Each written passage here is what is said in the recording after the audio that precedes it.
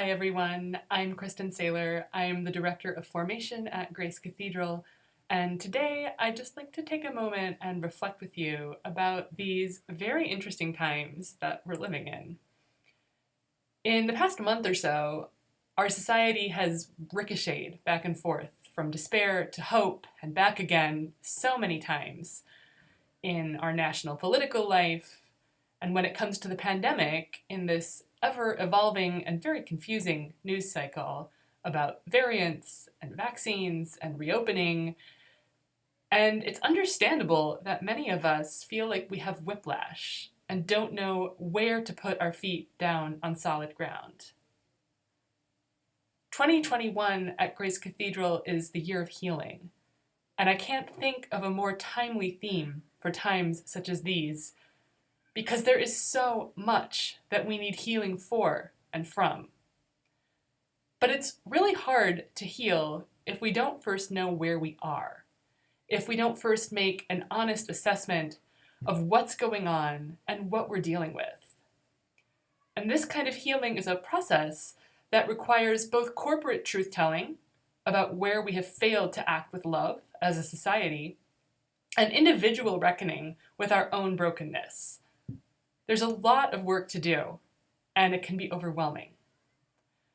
But one place to start is simply to take a step back and invite God into the totality of our lives as they are right now, not as we wish they were.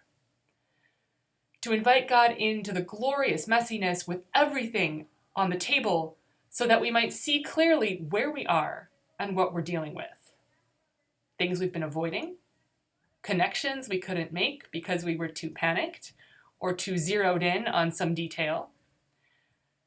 The hope and the despair that coexist side by side, all of it at once placed before God.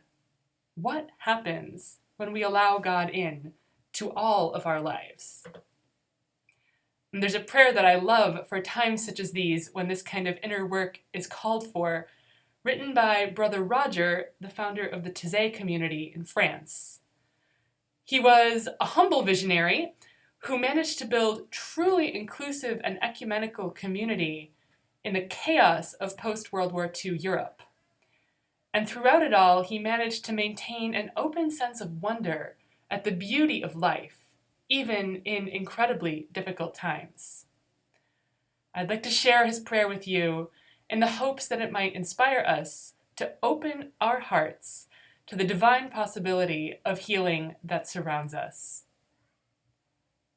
Gather everything that happens, trivialities included, without reservation, regret, or nostalgia, in inexhaustible wonder.